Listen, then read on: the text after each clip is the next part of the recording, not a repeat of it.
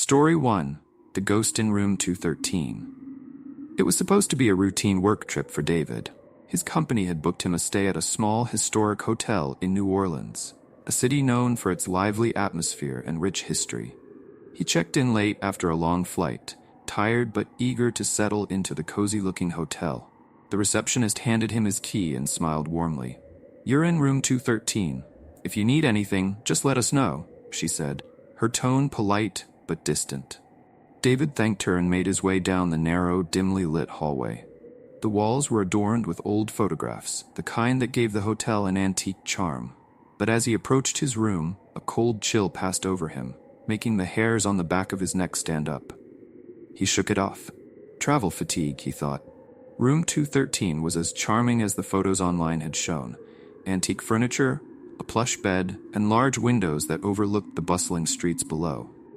He unpacked quickly, and despite the unsettling feeling from earlier, felt himself relaxing. After a quick shower, David lay down on the bed, ready to sleep. But as soon as he turned off the lights, something felt wrong. The air grew colder, almost unnaturally so. He pulled the blankets closer, but couldn't shake the sudden sense of unease.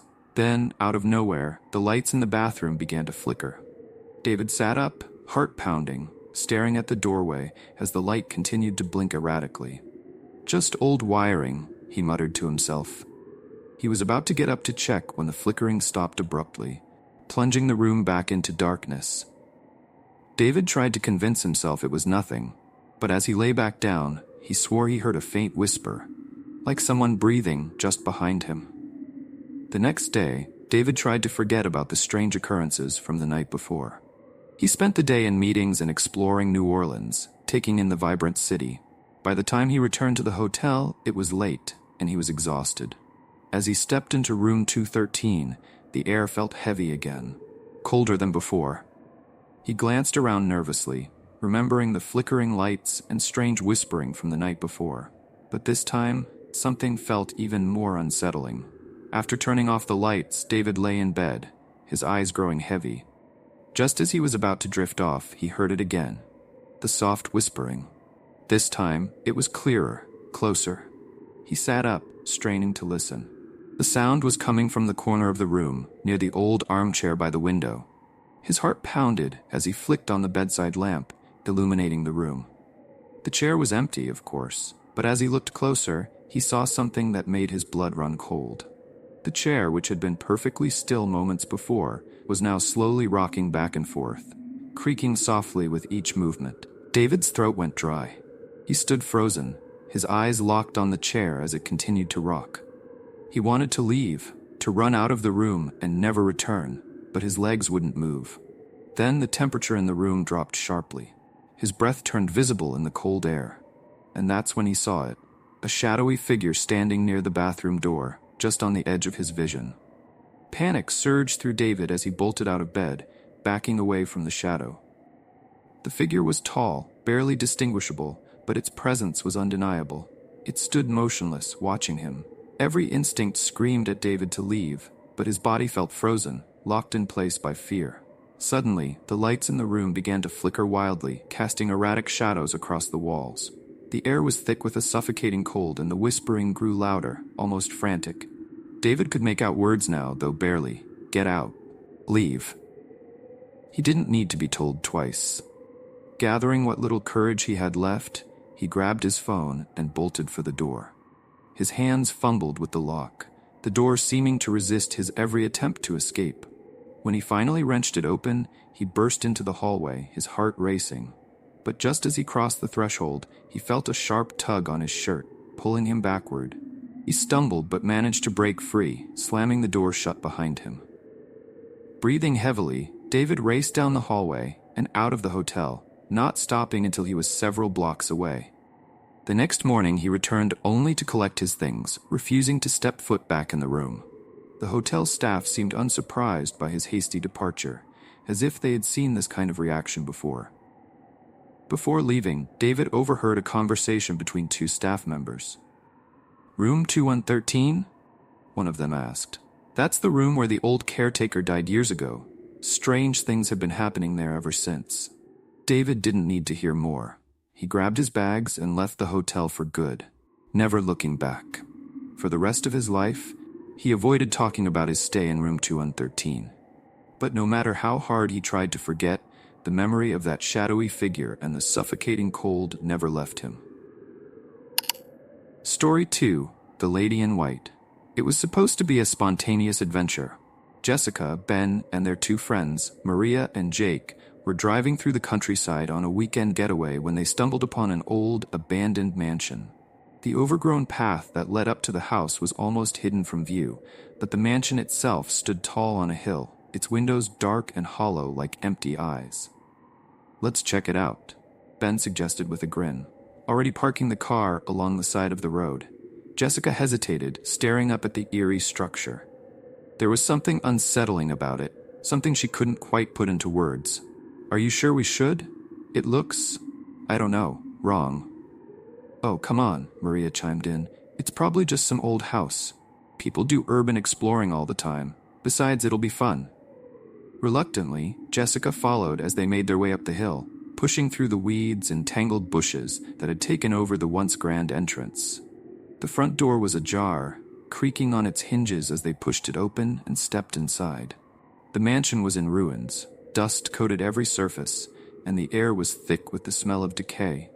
The grand staircase, though worn, still held an air of its former glory, and the chandelier that hung overhead looked like it hadn't been touched in decades. The house felt frozen in time, like it had been abandoned in a hurry. "This place is creepy," Jake muttered as they moved further inside. "Why would anyone leave it like this?" "I don't know," Jessica said softly, glancing around nervously. She couldn't shake the feeling that they weren't alone.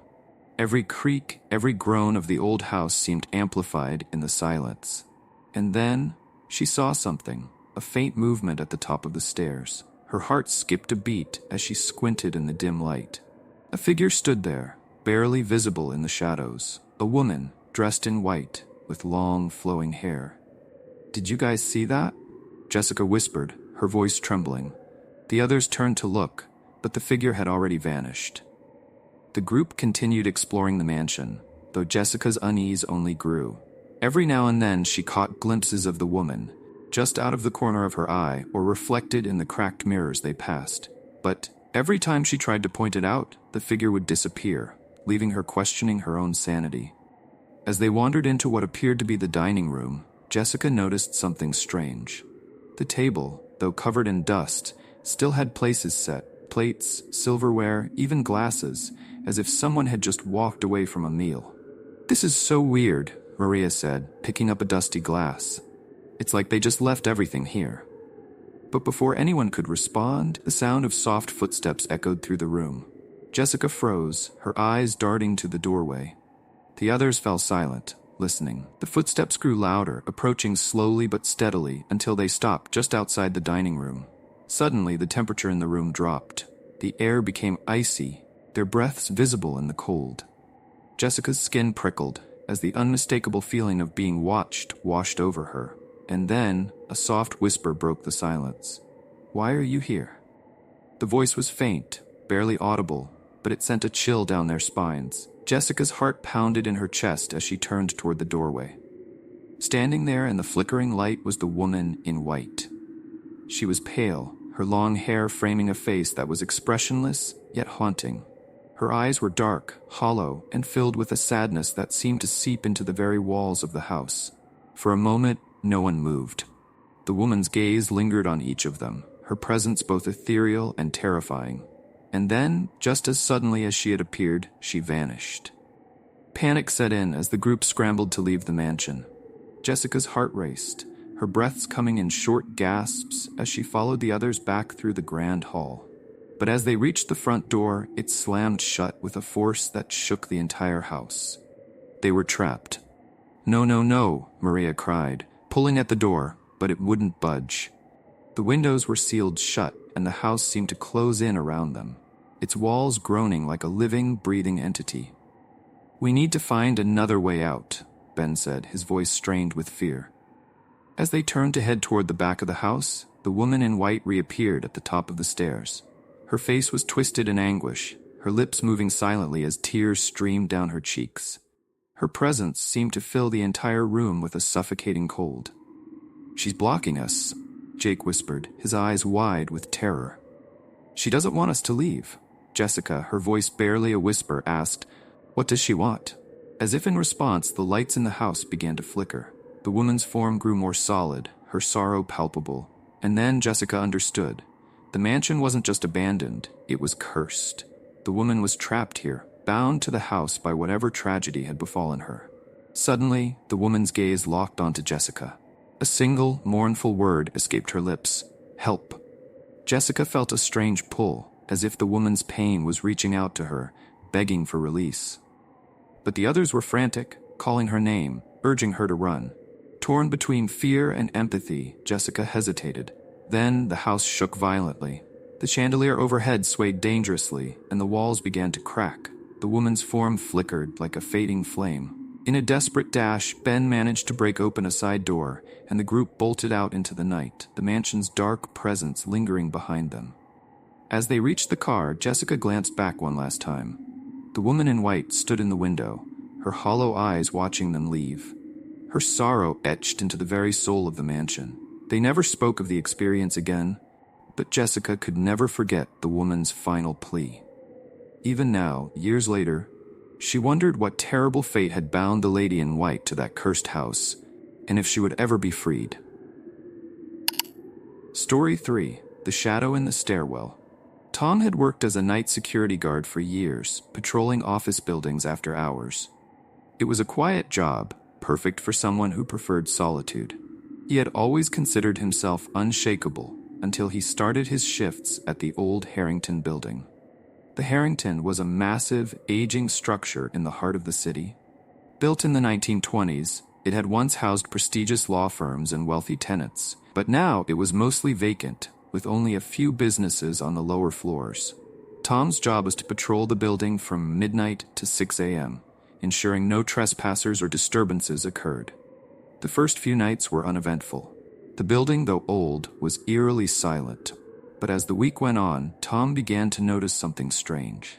Every night during his patrol, he'd feel a sudden drop in temperature as he neared the stairwell.